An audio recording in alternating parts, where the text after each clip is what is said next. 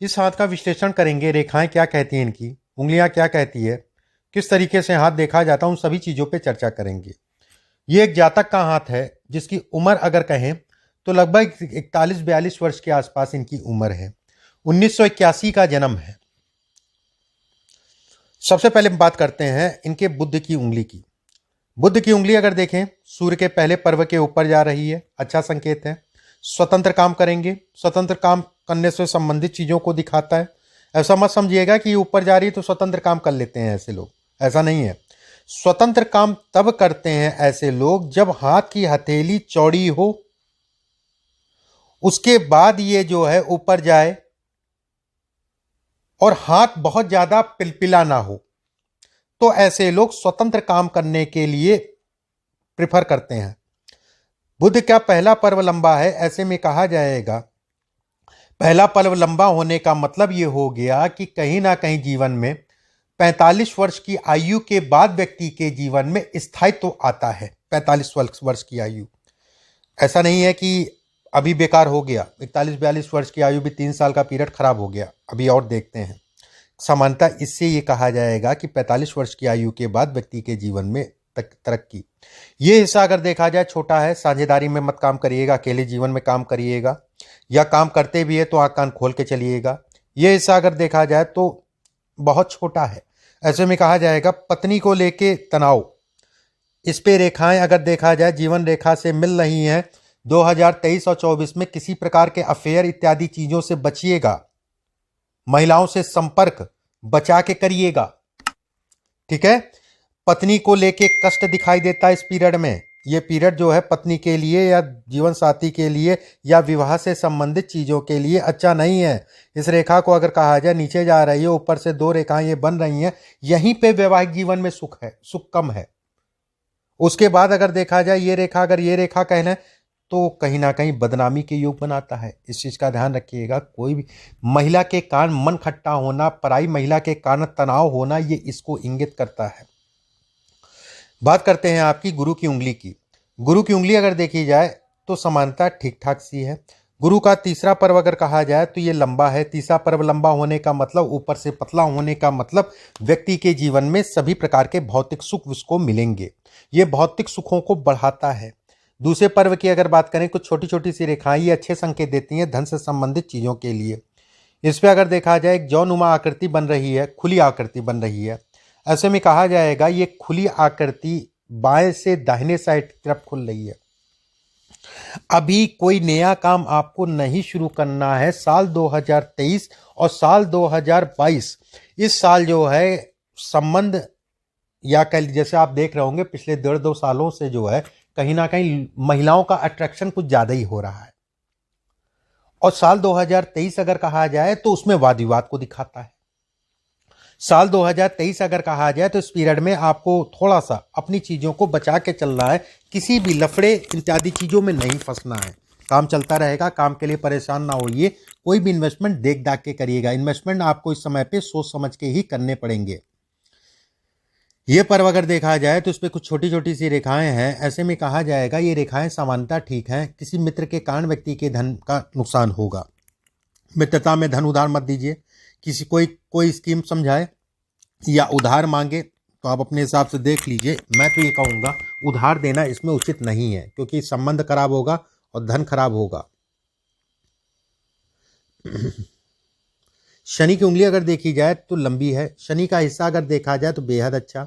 शनि का पहला पर्व पे जो है 2-3 रेखाएं खड़ी हो रही है, अच्छी सामान्यता अच्छी कहलाती हैं। व्यवसाय से संबंधित चीज़ों के लिए अच्छा कहा गया है।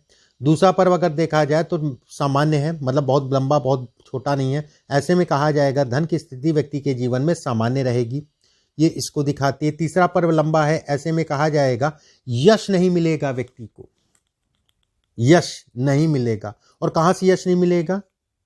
इस जगह से, मतलब घर परिवार से। कितना भी कुछ कर ले, घर परिवार वैसे भी अभाव में व्यक्ति जो है शुरुआती दौर निकालता है, शुरुआती जीवन बेहद अभाव में निकालता है। और समय समय पे मन भी टूटता रहता है। बड़े भाई या बहन होते नहीं होते हैं तो उनको कष्ट मिलता है या उनसे कष्ट मिलता है, ये इसको भी इंगित करता है। लेकिन धन के दृष्टिकोण से अगर देखा जाए तो ये अच्छा है। धन के दृष्टिकोण से तीसरा पर्व लंबा होना अच्छा कहलाता है। सूर्य की उंगली अगर देखी जाए बेहद स्पष्ट, साफ और ठीक ठाक सी लंबी है। सूर्य की उंगली अगर देखी जाए तो ये कहा जाएगा कि व्यक्ति बेहद साहसी होगा, साहस भर भर भर के भरा होगा। ये हिस्सा छोटा है, यश में कमी, ये हिस्सा छोटा है तो किसी के लिए कुछ, ये घर का यश है, ये अगर कहा जाए ये बाहर का यश है, और ये अगर कहा जाए कर्म है। ऐसे में कहा जाएगा कि किसी से किसी के लिए कोई काम करने पे उम्मीद मत रखिएगा कि उसका आपको यश मिले। अगर यश या इससे संबंधित चीजें सोच के कर रहे हैं तो अंगूठा अगर देखें तो शॉर्ट अंगूठा है, लेकिन इतना शॉर्ट नहीं कहलाएगा, यहां तक पहुंचेगा तो ऐसे में कहा जाएगा मिला जुला सा अंगूठा। अंगूठा अगर देखा जाए तो ठीक ठाक सा लंबा है इसका पहला पर्व जब लंबा होता, ऊपर से पतला होता, ऊपर से चपटा होता है अंगूठा। ऐसे लोग अगर कहा जाए थोड़ा सा दिल फेंक कह लीजिए, खुश मिजाज कह लीजिए, इस टाइप का इनका स्वभाव होता है। इसमें अगर कहें तो दो काट आ रही है, धन के लिए अच्छा है, धन से संबंधित चीज़ों के लिए अच्छा है, धन के लिए बढ़ोतरी देता है। ये रेखाएं जो खिंच रही हैं ये अच्छी कहलाएंगी, खराब नहीं है, लेकिन अभी बन रही हैं, अभी थोड़ा सा आने वाला समय देख दाख के चलिएगा। ये रेखा अगर कहा जाए पूर्ण रूप से गुलाई में है, शुक्र का हिस्सा अगर देखा जाए पूर्ण रूप से जो है ठीक ठाक सा उठा है। ये हिस्सा अगर कहा जाए गुरु शनि और सूर्य, ये हिस्सा जो है दबा है। ऐसे में कहा जाएगा व्यक्ति मेहनत बहुत करेगा, उसके बाद उसको परिणाम मिलेगा। एक होता है कम मेहनत में ज़्यादा परिणाम वाली स्थिति नहीं है, जितनी मेहनत उतना परिणाम वाली स्थिति है। जब भी केतु का क्षेत्र और शुक्र का क्षेत्र अगर कहा जाए समानता, ये ज़्यादा उठा हो और ये दबा हो, तो ऐसे लोगों को मेहनत भरपूर करनी चाहिए। दूसरी संतान को लेके जीवन में तनाव मिलता है, खासकर मैं कहूँगा दूसरी संतान, ठीक है, दूसरी संतान, और खासकर ऐसे लोगों की जो देखी गई है, ज़्यादातर जो है दूसरी संतान पुत्री देखी गई है। अगर पुत्री है तो उसका विवाह इत्यादि चीज़ें देख दाख के करिएगा, बाकी और कोई डरने वाली बात नहीं है। अब बात करते हैं, आपके कुछ प्रश्न आपने पूछे हैं, उन प्रश्नों को लेते हैं एक एक करके।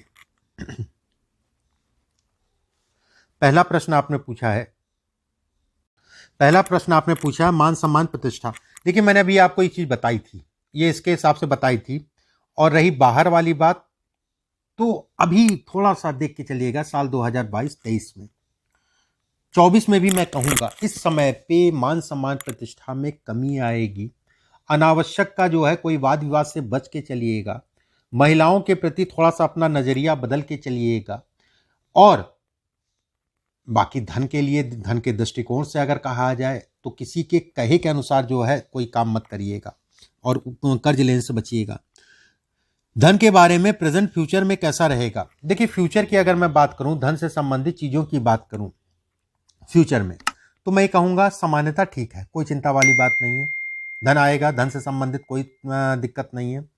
और खासकर अगर देखा जाए तो अभी का पीरियड अगर कहें तो धन का आवागमन चलता रहेगा, लेकिन साल 2024 और 25 इस पीरियड में थोड़ा सा मन खट्टा होगा धन से संबंधित चीज़ों को लेकर।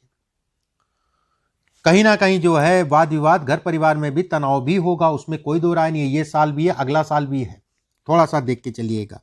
मेरा टाइम कैसा है, अगर खराब है तो अच्छा कब होगा, देखिए खराब अच्छे वाली बात नहीं है। अगर मैं धन की बात करूं तो मैं ये कहूंगा कि रोटेशन में चलता रहेगा, अभी कोई बहुत बड़ा विशेष कोई चमत्कार नहीं होने वाला, धन का आवागमन चलता रहेगा। लेकिन होता क्या है कि इस समय पे 7.5 आपकी चल रही है। चंद्रमा अगर देखें तो शनि का मूवमेंट अगर कहा जाए चंद्रमा के ऊपर चल रहा है, चंद्रमा आपके लाभ में है, लाभ का चंद्रमा, शनि 7.5 का मध्य चरण। ऐसे में कहा जाएगा किसी ऐसे व्यक्ति के कारण व्यक्ति का धन का नुकसान होगा जो उसके करीब था, जो अपने आप को उसके करीब कहलाता है। तो किसी पे भी भरोसा बहुत देख दाख के चलिएगा, आंख कान खोल के चलिएगा, बाकी सब ठीक है, कोई चिंता वाली बात नहीं। बस अपनी आंख कान खोल के चलिएगा, किसी के कहे के अनुसार हड़बड़ाहट में, जल्दबाजी में कोई निर्णय मत लीजिएगा। इसके बाद आपने पूछा है मेरी लाइफ में दुश्मन कैसे रहेंगे, अगर है तो कब मिटेगा। देखिए दुश्मनी की अगर मैं बात करूं, कोई कुछ कर नहीं पाएगा, मैं ये भी कहूंगा। सेकंड चीज जो है, इस समय पे कहीं ना कहीं जो है शत्रु पीड़ा बढ़ेगी, साढ़े साती भी दिखा रही है, हाथ में भी अगर देखा जाए तो हाथ के हिसाब से भी अगर कहा जाए तो इस जगह पे आप चलना, ये एक क्रॉस का निशान है। तो ऐसे में कहा जाएगा शत्रु पीड़ा इस समय पे बढ़ेगी। फिर से मैं कहूंगा कि कोई निर्णय देख दाख के लीजिएगा, सोच समझ के लीजिएगा। ये 2-3 रेखाएं अच्छी कहलाती, खराब नहीं है, लेकिन रेखा ये काट रही है, रेखा काट रही है तो ये खराब कहलाएगी। उसके बाद आपने पूछा है सर, बस इतने ही आपके प्रश्न थे। रही महिलाओं वाली बात तो थोड़ा सा बचा के चलें, देख दाख के चलें। देखिए हाथ अच्छा है, ये हाथ अगर देखा जाए तो ये अचानक सफलता को दिखाती है और अचानक जीवन में गिराती भी है। ठीक है, ये रेखा अगर कहा जाए ये तरक्की की रेखा है, ये धन से संबंधित चीजों में बढ़ावा देने वाली रेखा है। जितनी भारी हो जाएगी, जितनी गाढ़ी होगी उतना अच्छा है। अभी नीचे टूट रही है, ऐसे में कहा जाएगा कि कर्ज से बचा के अपने आप को चलिएगा, कर्ज से संबंधित चीजों में तनाव ये देगी। ये रेखा अगर कहा जाए, ये एक ट्रायंगल बन रहा है, ये अपने मकान को दिखाता है कि जातक का अपना मकान जरूर होगा, मकान से संबंधित सुखों को ये बढ़ाता है, उससे संबंधित सुखों को बढ़ाता है। इसमें अगर कहा जाए तो धन के लिए, कर्म के लिए अच्छा है। हाथ अगर कहा जाए तो चौड़ा, अच्छा खासा चौड़ा है। हाथ पे अगर कहें तो ये रेखाएं जो बन रही हैं ये भौतिक सुखों को दिखाती है। हाथ अगर कहा जाए, पूरे हाथ की अगर बात करें तो एक चीज़ का ध्यान रखिए, कभी भी कोई भी मकान, जमीन, प्लाट इत्यादि चीज़ें खरीदते हैं तो विदाउट मुहूर्त ना खरीदें। इसमें थोड़ा सा पितृ दोष से संबंधित समस्या है। ठीक है, मुहूर्त देख लें। और घर में कोशिश ये करा करें, जब भी कोई गृह प्रवेश करें, चाहे अपना मकान हो चाहे किराए का है, तो उसमें पूजा पाठ करा के एक अच्छे मुहूर्त में ही घर में प्रवेश करा करें, उसके बाद ही प्रवेश करा करें। बाकी जो भी चीज़ें मैंने कही उन चीज़ों का ध्यान रखें। धन आएगा, उसमें कोई दो राय नहीं। ये सब रेखाएं धन से संबंधित हैं, ये रेखाएं धन से संबंधित रेखाएं हैं। बस थोड़ा सा अभी धैर्य रखिएगा, कोई डरने वाली बात नहीं, धन का काम चलता रहेगा। आंख कान खोल के चलिएगा। कहते नहीं है कि आंखों पे पर्दा पड़ गया और मुझे ऐसा काम नहीं करना चाहिए था, मैंने ये काम कर लिया जिसके कारण जो है मान प्रतिष्ठा या नाम या धन जो है खराब हुआ।